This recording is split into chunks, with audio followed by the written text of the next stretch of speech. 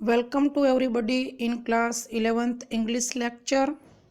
Last we learned introductions of tense. છેલ્લે આપણે English લેક્ચરમાં કાળ પરિચય નામનું જે છે એનો અભ્યાસ કર્યો હતો. આજે આપણે આગળના કાળનું વિગતવાર અભ્યાસ કરીએ. Let's start to learn tense in detail.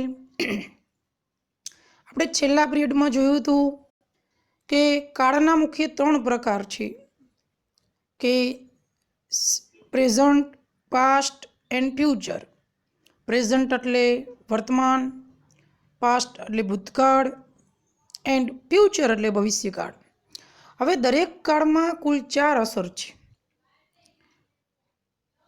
Simple એટલે સાદું, કન્ટિન્યુ એટલે ચાલુ, પરફેક્ટ એટલે પૂર્ણ અને કન્ટિન્યુઅસ પરફેક્ટ એટલે કે ચાલુ. There are 12 effects in every tense. કેવી રીતે? તો કે સાદા વર્તમાનકાળમાં કુલ 4 પ્રકાર છે. એટલે કે we can divide simple present tense in 4 part. એટલે સિમ્પલ પ્રેઝન્ટ ટેન્સ, સાદો વર્તમાનકાળ, કન્ટિન્યુ પ્રેઝન્ટ ટેન્સ, ચાલુ વર્તમાનકાળ, પરફેક્ટ પ્રેઝન્ટ ટેન્સ, પૂર્ણ વર્તમાનકાળ, કન્ટિન્યુઅસ પરફેક્ટ પ્રેઝન્ટ ટેન્સ, ચાલુ પૂર્ણ વર્તમાનકાળ. એવી જ રીતે લાઇક ધીસ ભૂતકાળના પણ 4 પ્રકાર. સિમ્પલ પાસ્ટ ટેન્સ, સાદો ભૂતકાળ, કન્ટિન્યુ પાસ્ટ ટેન્સ, ચાલુ ભૂતકાળ, પરફેક્ટ પાસ્ટ ટેન્સ, પૂર્ણ ભૂતકાળ, કન્ટિન્યુઅસ પરફેક્ટ પાસ્ટ ટેન્સ, ચાલુ પૂર્ણ ભૂતકાળ. લાઇક ધીસ એવી જ રીતે ભવિષ્યકાળના પણ 4 પ્રકાર. સિમ્પલ ફ્યુચર ટેન્સ, સાદો ભવિષ્યકાળ, કન્ટિન્યુઅસ ફ્યુચર ટેન્સ, ચાલુ ભવિષ્યકાળ, પરફેક્ટ ફ્યુચર ટેન્સ, પૂર્ણ ભવિષ્યકાળ and continuous perfect future tense, ચાલુ પૂર્ણ ભવિષ્યકાળ. તો ચાલો આજે આપણે સાદો વર્તમાનકાળ સમજીએ. Let's learn simple present tense. ચાલો આપણે સાદો વર્તમાનકાળ સમજીએ. સાદો વર્તમાનકાળ એટલે કે સિમ્પલ પ્રેઝન્ટ ટેન્સ. સૌપ્રથમ આપણે સાદા વર્તમાનકાળની વ્યાખ્યા જોઈએ. What is the definition of simple present tense? અથવા સાદો વર્તમાનકાળ ક્યારે વાપરી શકાય? When can we be used simple present tense?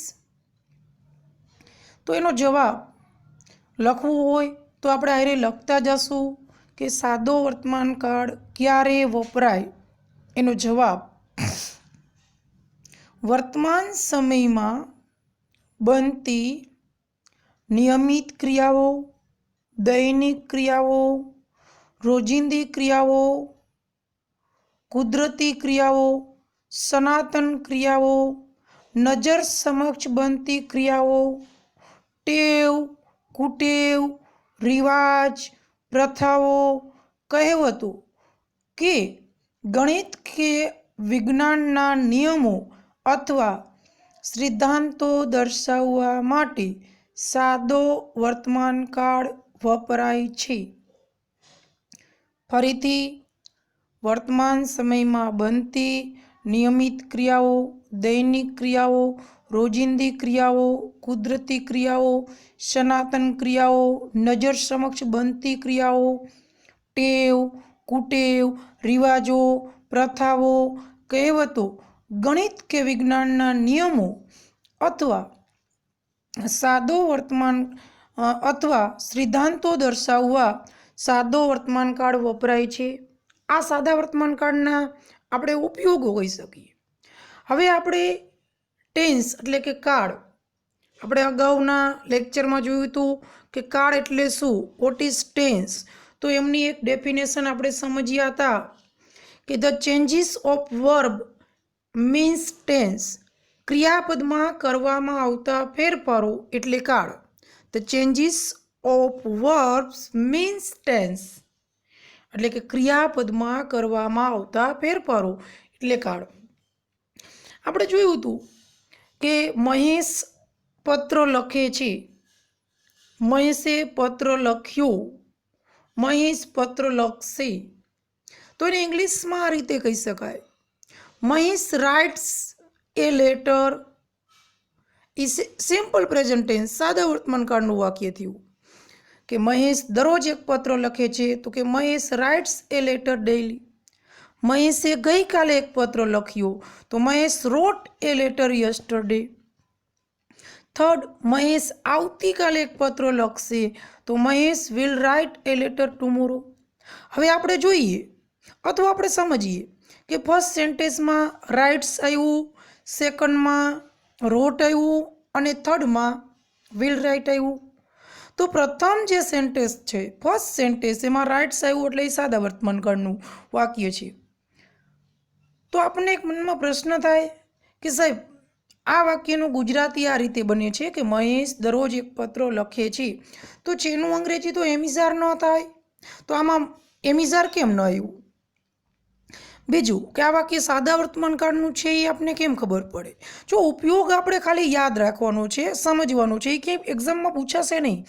આપણે સૌ પ્રથમ અંગ્રેજી કેમ લખવું, અંગ્રેજીમાં આપણે કેવી રીતે લખી શકીએ, અંગ્રેજી કેવી રીતે બોલી શકીએ, કે આપણે અંગ્રેજીમાં લખતા કેવી રીતે થઈ શકીએ એ સમજવાનું છે. અને ધેટ એંગલ, એ એંગલથી, એ પર્પોઝથી આપણે ટેન્સ શીખવાના છીએ, એ પર્પોઝથી આપણે ગ્રામર શીખવાના છીએ. માત્ર પરીક્ષા માટે નહીં, નોટ ફોર એક્ઝામ, પણ આપણા કારકિર્દીમાં, આપણા કરિયરમાં, આપણા વ્યવસાયમાં ઉપયોગી બને એ રીતે. તો આપણે ટેન્સને એટલે કે વાક્યોને કે જે કંઈ ગુજરાતીમાં આપણે છે એને સમજવું જોઈએ. અને આપણે ગુજરાતી માધ્યમના વિદ્યાર્થીઓ ને અંગ્રેજી શીખવા માટે સૌ પ્રથમ ગુજરાતીમાં સમજીને એને ઇંગ્લિશમાં ટ્રાન્સલેટ એટલે કે ઇંગ્લિશમાં કન્વર્ટ કરતા શીખવા જોઈએ. We are Gujarati medium students and Gujarati is our mother tongue. આપણે ગુજરાતી માધ્યમના વિદ્યાર્થીઓ છીએ અને ગુજરાતી આપણી માતૃભાષા છે, એટલે આપણે એને સમજવું જોઈએ. તો આપણને પ્રશ્ન થાય કે આપણે ગુજરાતીમાં સાદા વર્તમાન કાળનું કેવી રીતે ઓળખી શકીએ? બીજો એક પ્રશ્ન હમણાં જ થયો કે સર મહેશ દરરોજ એક પત્ર લખે છે, તો એ લખે છે તો જેનું અંગ્રેજી તો એમિઝાર થાય, પણ અહીંયા કેમ એમિઝારનું આવ્યું, અહીંયા રાઇટ શા માટે આવ્યું, એ આપણે સમજવું છે. તો આપણે આ સિમ્પલ પ્રેઝન્ટ ટેન્સ સમજવાના છીએ અલગ અલગ વિડીયો લેક્ચરમાં, કે આમ તો એ સમજવા માટે 4-5 દિવસ થાય અને પૂરી પ્રેક્ટિસથી આપણે સમજી શકીએ. તો આપણને કેમ ખબર પડે કે છેનું અંગ્રેજી ઇઝ ન થયું? ટૂંકમાં એમિઝાર ક્યારે વપરાય અથવા આપણે ક્યારે એને વાપરી શકીએ? તો સૌપ્રથમ આપણે ગુજરાતીમાં સમજીએ. હવે કોઈ પણ લેંગ્વેજ હોય, એની લેંગ્વેજ, તો કોઈ પણ ભાષામાં 2 પ્રકારના વચન આવે, એક એકવચન અને બહુવચન. સંસ્કૃત એક જ એવી ભાષા છે કે એમાં 3 વચન આવે છે, એકવચન, દ્વિવચન ને બહુવચન. બાકી બધી જ ભાષામાં 2 જ વચન આવે, એકવચન ને બહુવચન. પુરુષના કુલ 3 પ્રકાર પાડી શકાય, પ્રથમ પુરુષ, બીજો પુરુષ અને ત્રીજો પુરુષ. તો હવે આપણે ગુજરાતીમાં આ વાક્ય સાદા વર્તમાન કાળનું છે એ કેમ ખબર પડે, અથવા કે સાદા વર્તમાન કાળમાં કેવા પ્રકારના અને કેટલા પ્રકારના વાક્ય હોઈ શકે? કોઈ પણ ટેન્સ હોય તો એમાં મુખ્ય 2 પ્રકારના વાક્ય આવે, એક એક્ટિવ વોઇસ એટલે કે કર્તરી રચના અને સેકન્ડ પેસિવ વોઇસ એટલે કે કર્મણી રચના. હવે એક્ટિવ વોઇસમાં પણ સાદા વર્તમાન કાળની એક્ટિવ વોઇસની વાક્ય રચનામાં કુલ 4 પ્રકારના વાક્ય વપરાય છે. એમાં કયા પ્રકારનું આ વાક્ય છે એ સમજવું જોઈએ. તો મહેશ રાઇટ્સ એ લેટર ડેઇલી, એ વાક્ય ગુજરાતીમાં સાદા વર્તમાન કાળનું ક્રિયા દર્શાવતું એક્ટિવ વાક્ય છે. ગુજરાતીમાં એમને આપણે સાદા વર્તમાન કાળનું ક્રિયા દર્શાવતું એક્ટિવ વાક્ય કહી શકીએ. તો આપણને કેમ ખબર પડી કે આ ક્રિયા દર્શાવતું એક્ટિવ વાક્ય છે? એ જો આપણે સમજવું હોય તો આપણે એક નોંધ અથવા તો નિયમ એટલે કે રૂલ્સ સમજવો પડશે. ગુજરાતીના જે નિયમો છે એને આપણે નોંધ કહેશું અને ઇંગ્લિશના જે નિયમો લખશું એને આપણે રૂલ્સ કહેશું. તો આપણે એક નોંધ સમજશું. તો આપણે કહી શકીએ નોંધ નંબર 1, ગુજરાતી વાક્ય હોય એમાં ક્રિયાપદ હંમેશા વાક્યના અંતે હોય અને ઇંગ્લિશ વાક્યમાં क्रियापद हमेशा बीजा स्टेज पर होय। हूँ गुजराती वाक्य रचना बोलूँ छूँ, सांभळजो।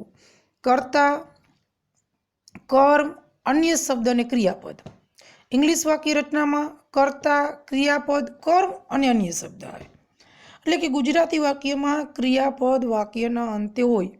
तो हवे आपणे नोंध समझशुं के गुजराती वाक्य में सादा वर्तमान काळना क्रिया दर्शावता एक्टिव वाक्यनी खबर केवी रीते पड़े ए समझवा माटेनी नोंध। नोंध नंबर 1, जो गुजराती वाक्य में वाक्यना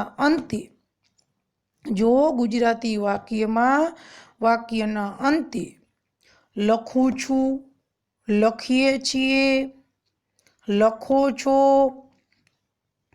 लखे छे, वाँचूं छूं, वाँचीए छीए, वाँचो छो, वाँचे छे, उजवूं छूं, उजवीए छीए, उजवो छो के उजवे छे जेवा क्रियापदों आपेला होय तो तेवा वाक्यने गुजराती भाषा में सादा वर्तमान काळनुं क्रिया दर्शावतुं एक्टिव वाक्य कहेवाय। एक्जाम्पल तरीके आपणे हमणां ज जोयुं के कोईपण लेंग्वेज में संस्कृत ने बात करता बे प्रकारना वचन आवे, एक वचन ने बहुवचन। पुरुष 3 प्रकारना, प्रथम पुरुष, बीजो पुरुष ने त्रीजो पुरुष। एक्जाम्पल तरीके, उदाहरण तरीके लखવું ए मूळ क्रियापद, मूळ धातु छे। हवे आपणे एने सादा वर्तमान काळना क्रिया दर्शावता विधान एक्टिव रूपो बनावो होय तो 4 रूपो बने। केवी रीते? तो के हूँ पत्र लखूं छुं एवुं प्रथम पुरुष एक वचन। तो प्रथम पुरुष बहुवचन एनुं आ रीते थाय, अमे पत्र लखीए छीए थयुं। बीजो पुरुष एक वचन, तमे पत्र लखो छो अथवा तमो पत्र लखो छो, बेयमां सेम आवे। बीजो पुरुष एक वचन बहुवचन। त्रीजो पुरुष एक वचन नर जाति, नारी जाति अने नान्यतर जाति, त्रणेयमां गुजरातीमां सेम आवशे। ते पत्र लखे छे, तेणी पत्र लखे छे, ते पत्र लखे छे। अने त्रीजो पुरुष बहुवचनमांय लखे छे ज आवशे, तेओ एक पत्र लखे छे। एवी रीते हूँ वार्ता वाँचूं छूं, अमे वार्ता वाँचीए छीए, तमे वार्ता वाँचो छो, ते वार्ता वाँचे छे, तेणी वार्ता वाँचे छे, ते वार्ता वाँचे छे, तेओ वार्ता वाँचे छे। એટલે આના ઉપરથી આપણે સમજી શકીએ અથવા એવું કહી શકીએ કે ગુજરાતી વાક્યમાં જો વાક્યના અંતે ખરીદું છું, ખરીદીએ છીએ, ખરીદો છો, ખરીદે છે જેવા ક્રિયાપદો હોય તો એને ક્રિયા દર્શાવતું એક્ટિવ વાક્ય કહેવાય। તો હવે નેક્સ્ટ આપણે અંગ્રેજીમાં જો સાદા વર્તમાન કાળનું ક્રિયા દર્શાવતું એક્ટિવ વાક્ય હોય તો એમાં કેવા ક્રિયાપદ આવે અને કેટલા આવે तो एनो नियम लखीए। तो आपणे लखीए रूल्स नंबर 1, नियम नंबर 1, रूल्स नंबर 1, RULE पछी NO फर्स्ट। रूल्स नंबर 1, नियम नंबर 1, सादा वर्तमान काळना क्रिया दर्शावता नियम लखशुं। नियम नंबर 1, सादा वर्तमान काळना क्रिया दर्शावता विधान एक्टिव प्रकारना वाक्यमां 3 प्रकारना क्रियापद वपराय छे। फरीथी सादा वर्तमान काळना विधान क्रिया दर्शावता एक्टिव प्रकारना वाक्यमां 3 प्रकारना क्रियापदो वपराय छे। आ रूल्स इंग्लिश माटेनो छे। कया 3 प्रकारना? तो के 1 क्रियापदनुं मूळ रूप, 1 क्रियापदनुं मूळ रूप, 2 क्रियापदनुं एस वाळुं रूप, 3 क्रियापदनुं ईएस वाळुं रूप। फरीथी 1 क्रियापदनुं मूळ रूप, 2 क्रियापदनुं एस वाळुं रूप, 3 क्रियापदनुं ईएस वाळुं रूप। हवे आपणने प्रश्न थाय के क्रियापदनुं एस वाळुं अथवा ईएस वाळुं रूप क्यारे वपराय? तो एना माटे आपणे नोंध लखी सकीए के जो कर्ता त्रीजो पुरुष एक वचन, जो कर्ता त्रीजो पुरुष एक वचन आपेल होय એટલે કે ઈ સી ઈટ અથવા કોઈ વ્યક્તિ અથવા વસ્તુનું એકવચન નામ આપેલું હોય અને ક્રિયાપદના અંતે S, double S, SH, CH, O અથવા એક્સ, ક્રિયાપદના અંતે S, double S, SH, CH, O કે એક્સ આપેલું હોય તો તેવા ક્રિયાપદને ઈએસ પ્રત્યય લાગે છે, નહીતર ક્રિયાપદને એસ પ્રત્યય લગાડવામાં આવે છે. એટલે આ નોંધ શું કહે છે કે ત્રીજો પુરુષ એકવચનના સર્વનામ અથવા ત્રીજો પુરુષ એકવચન હોય તો જ ક્રિયાપદનું એસ કે એસ વાળું રૂપ આવે, અને ત્રીજો પુરુષ એકવચન હોય અને ક્રિયાપદના અંતે S, double S, SH, CH, O કે એક્સ હોય ને તો એસ વાળું રૂપ, નહીતર એસ વાળું રૂપ. તો આના ઉપરથી આપણે વાક્ય રચના લખી શકીએ. તો વાક્ય રચનામાં આપણે લખાય સાવકાની વિધાન ક્રિયા દર્શાવતી એક્ટિવ વાક્ય રચના. સાવકાની વિધાન ક્રિયા દર્શાવતી એક્ટિવ વાક્ય રચના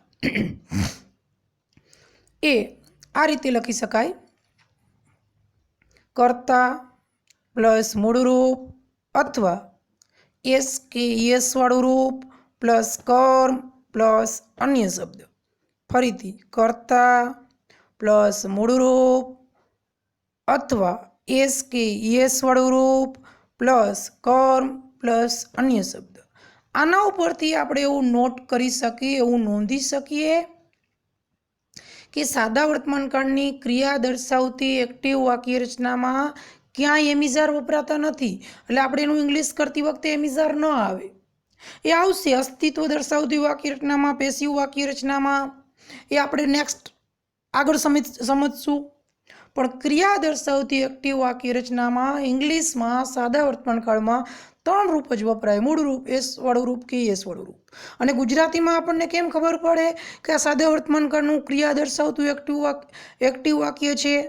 તો આપણે જોયું લખું છું, લખીએ છીએ, લખો છો, લખે છે, આવા ક્રિયાપદો હોય તો આ નોંધ તમારા માટે ખૂબ ઉપયોગી છે કે જે ક્યાંય તમે શીખેલા નહીં હોય. બરાબર, જે હું સમજાવું છું. અને અત્યારે માત્ર હું તમને 10th 11thમાં તો ખૂબ જરૂરી છે જ, પણ એ 12th માટે પણ ખૂબ જરૂરી છે અને તમારા ફ્યુચર કરિયર, ભવિષ્યના કારકિર્દી માટે ખૂબ જરૂરી છે. અત્યારે તમે મોટાભાગના વિદ્યાર્થીઓ મોટાભાગના સમયમાં ફ્રી હશો. આવા સમયમાં તમે ઇંગ્લિશને સારી રીતે સમજી લ્યો તો તમે તમારી નેક્સ્ટ કરિયરમાં એકદમ સારી રીતે બનાવી શકશો. મારું તો માનવું છે કે વધારેમાં વધારે અંગ્રેજી શીખો. જોકે અત્યારે એક્ટ લાગુ છે એટલે આપણે રેગ્યુલર ક્લાસ એટેન્ડ ન કરી શકીએ, પણ જો રેગ્યુલર ક્લાસ એટેન્ડ કરવાના જ્યારે થશે કે જ્યારે આપણે રૂબરૂ મળશું ત્યારે આ બધા માટેનું મારી પાસે પુષ્કળ મટીરિયલ્સ છે કે જેને ગુજરાતી માધ્યમના વિદ્યાર્થીઓ કે જેને અંગ્રેજીમાં કંઈ જ નથી આવડતું અને એવા વિદ્યાર્થી સરળતાથી અંગ્રેજી બોલતા, લખતા કે સમજતા કેવી રીતે થઈ શકે, જે મટીરિયલ્સમાં આપેલું છે, જેના માટેની મેં અલગ અલગ 3 પ્રકારની બુક પબ્લિશ કરી છે. દરેક બુકમાં 150 પેજ, 200 પેજની વિગતવાર ઇન ડિટેલ સમજાવેલું છે. જે આપણે રૂબરૂ મળશું ત્યારે એમનો પરિચય કરાવશું. તો આપણે અહીંયા જોયું કે ગુજરાતીમાં સાદા વર્તમાનકાળના વાક્યની ઓળખ કેવી રીતે પડે, તો કે લખું છું, લખીએ છીએ, લખો છો ને લખે છે. એનું ઇંગ્લિશમાં રૂપાંતર કરવું હોય તો એની ઇંગ્લિશ વાક્ય રચના શું થાય? કર્તા પ્લસ મૂળરૂપ પ્લસ ક્રિયાપદનું એસ વાળું રૂપ અથવા એસ વાળું રૂપ પ્લસ કર્મ પ્લસ અન્ય શબ્દ. હવે આપણને પ્રશ્ન થાય કે કર્તા કેવી રીતે મળે? તો સામાન્ય રીતે વાક્યને વુ પ્રશ્ન પૂછવાથી કર્તા મળે, વોટ પ્રશ્ન પૂછવાથી મુખ્ય કર્મ મળે, વાય, વહેર, વહેન આવા પ્રશ્ન પૂછવાથી આપણને અન્ય શબ્દ મળે, અને જે શબ્દ ક્રિયા કરતો હોય એવા શબ્દને ક્રિયાપદ કહેવાય. તો જો આપણે થોડા એક્ઝામ્પલ જોઈએ. એક્ઝામ્પલ તરીકે આપણે દર વર્ષે દિવાળી ઉજવીએ છીએ. તો આ વાક્યમાં વાક્યના અંતે શું આવ્યું? ઉજવીએ છીએ. તો ઉજવીએ છીએ એટલે સાદા વર્તમાનકાળનું ક્રિયા દર્શાવતું એક્ટિવ વાક્ય કહેવાય. તો એને ઇંગ્લિશમાં આ રીતે આપણે કન્વર્ટ કરી શકીએ. આપણે એટલે વી, ઉજવીએ છીએ એટલે સેલિબ્રેટ, દિવાળી એટલે દિવાળી, અને દર વર્ષે એટલે એવરી યર. વી સેલિબ્રેટ દિવાળી એવરી યર. સૌ પ્રથમ કરતા એટલે વી મૂક્યું, પછી ક્રિયાપદ એટલે સેલિબ્રેટ. શું ઉજવીએ છીએ? દિવાળી એટલે કર્મ દિવાળી, અને ક્યારે ઉજવીએ છીએ? દર વર્ષે એટલે એવરી યર. તો we celebrate Diwali every year. એની વાક્ય રચના મુજબ આમાં ક્યાંય એમિઝાર નથી આવ્યું. શું કામ? ક્રિયા દર્શાવતું એક્ટિવ વાક્ય છે. બીજું કે એમાં વી પ્રથમ પુરુષ બહુવચન છે એટલે ક્રિયાપદનું મૂળ રૂપ આવ્યું. હવે સેકન્ડ વાક્ય હું બોલું છું. મારા દાદાજી દરરોજ સવારે સમાચાર પત્ર વાંચે છે.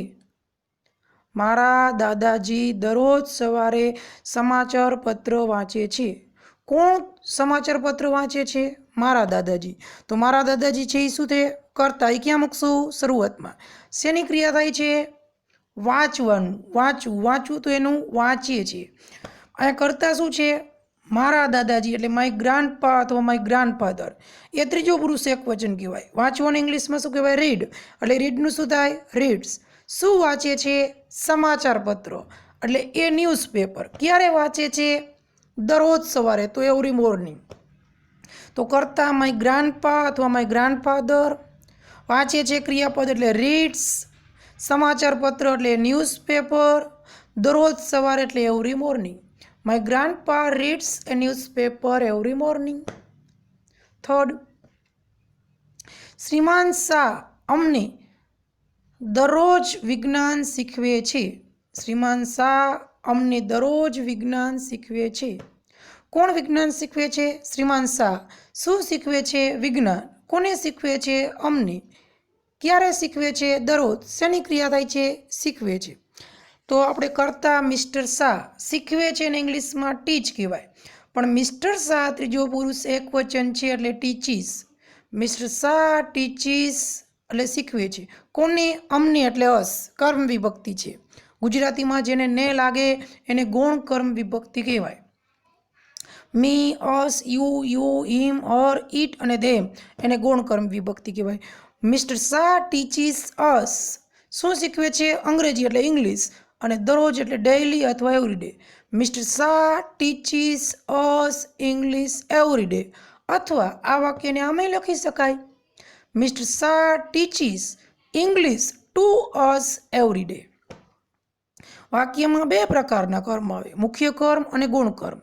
એમાં એવો રૂલ્સ છે કે સામાન્ય રીતે ગૌણ કર્મ પ્રથમ આવે ને પછી મુખ્ય કર્મ આવે, એટલે અસ ઇંગ્લિશ. પણ જો વાક્યમાં તમે મુખ્ય કર્મ પ્રથમ લખો અને ગૌણ કર્મ એના પછી લખો તો તમારે ગૌણ કર્મની આગળ કમ્પલસરી ફરજિયાત ટુ પ્રિપોઝિશન મૂકવું પડે. એટલા માટે હું એવું બોલ્યો કે mister Shah teaches English two અસ એવરીડે. અહીંયા ટુ ટચ અસ છે નીચે અંડરલાઇન કરીને આપણને પરીક્ષામાં સુધારવા માટેનું પૂછવામાં આવે છે. 12th 11thમાં અને 10thમાં બધે પૂછાતું હતું, તો આપણે એ રૂલ્સ ન ખબર હોય, પણ આ રૂલ્સ આપણે જાણતા હોય તો આપણે ખ્યાલ આવી જાય કે અહીંયા ખાલી અસ નહીં પણ ટુ અસ આપવું જોઈએ. તો જો આવા જે વાક્ય છે